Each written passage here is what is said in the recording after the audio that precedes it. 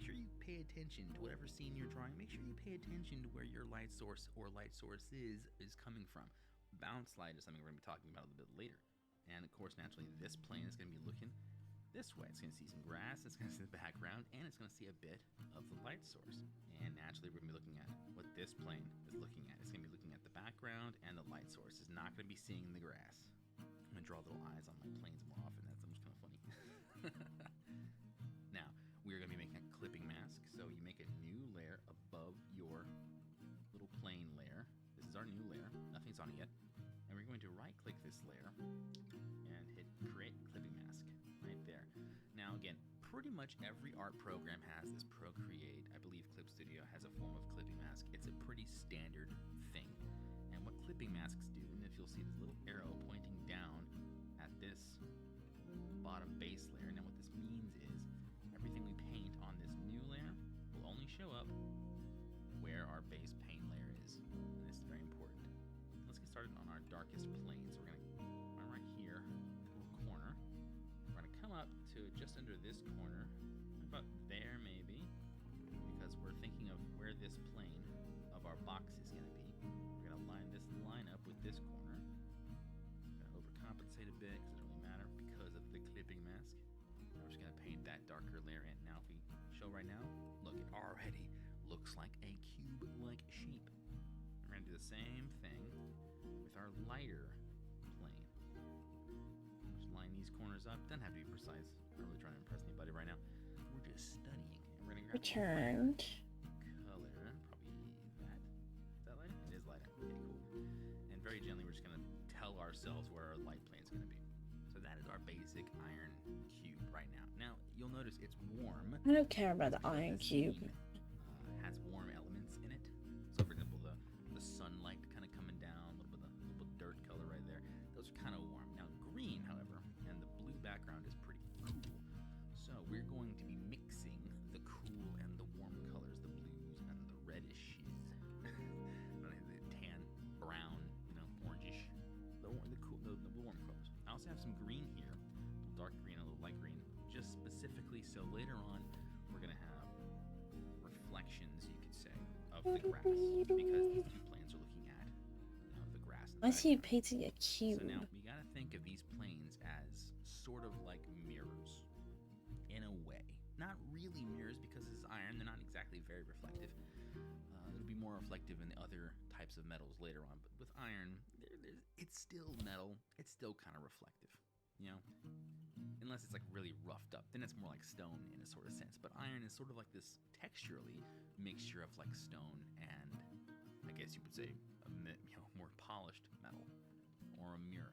It's a really interesting thing. So you'll figure that out more. We're gonna do it. But the corner closest to us, facing upward, is actually going to be a little darker. So let's grab a darker blue. So now, real quick, I'm going to grab these iron colors, drag them up a little closer because Getting I'm all going to mixed up. on our metal here, so that we have a little better view of something to work with. So let's grab darker, cool color and draw in the corner closest to us. Now, Says my dog. Is our light source over here. So this is going to be more of a reflected light source. So we're going to grab our lightest, maybe second lightest, lightest, cool color, which is not our light source. And we're going to draw in this corner just a bit. We're just plotting out our light sources. So we're not too much about it. And we're going to get our warm. I really want to render some of this hair. And we're going to kind of plot out some of that. Just like so. Now I have to look up hair rendering Make sure that tutorial. we have the grass here. So let's plot out to where you want the grass reflections. We'll iron up the details later.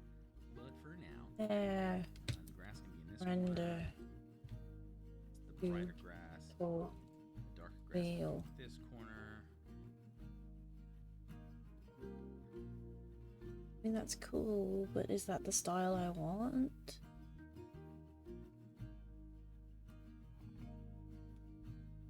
Yeah, this one's cool.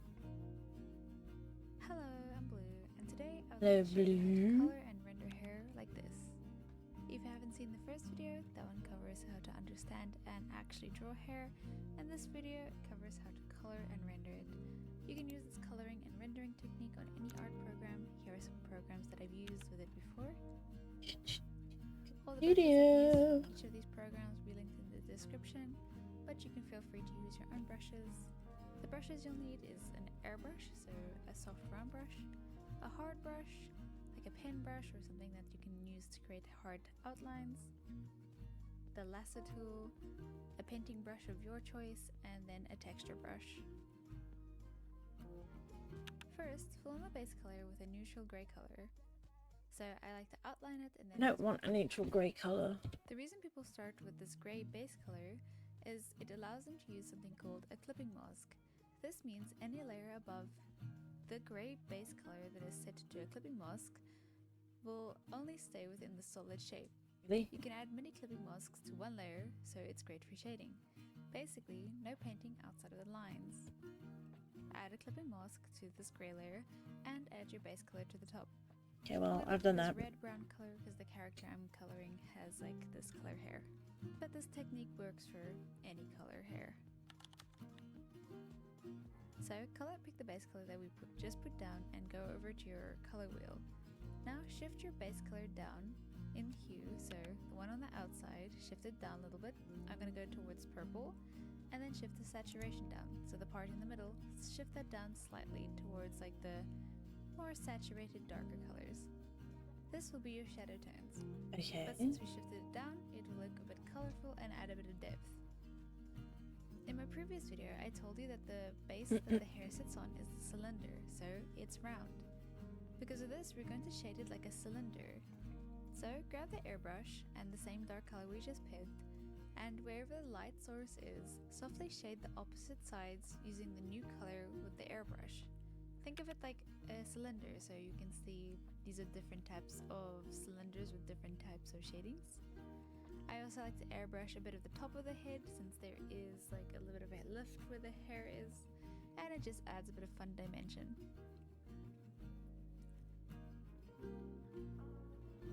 Interesting. Now grab your painting brush and the same color. If you watched the first video, then you'll know what hair flow is. This is basically just the line the hair flows in. Follow the flow with your strokes. Use small triangle shapes that follow the direction of the strands. Don't worry too much about getting it perfect right now. I normally just like blob them down like this because I'm going to go in and render it later. So because the colors are the same as the gradients, which we added with the airbrush earlier, it'll look like a soft extended version, almost blended in. So it kind of like comes out from like the same color down below.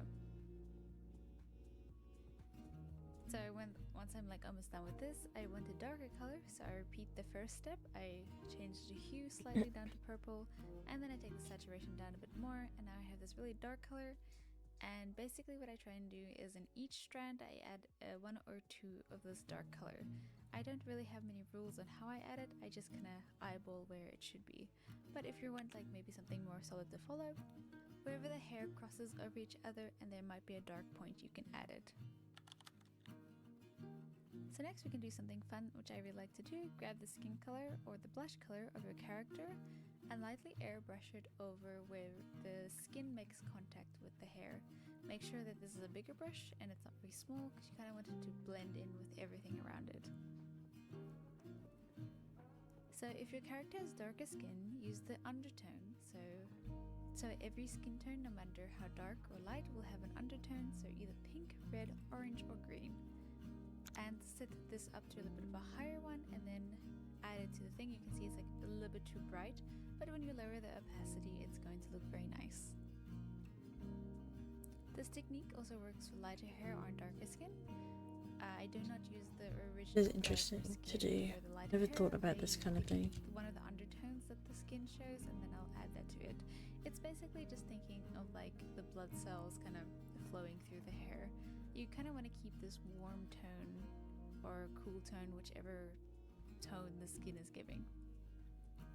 Then using the same color, I like to make a new layer, and then wherever the highlights would be, So I will connect it with this blurry part over here and I will like blend it outwards. See, it creates a fun highlight that way and everything is almost connected now.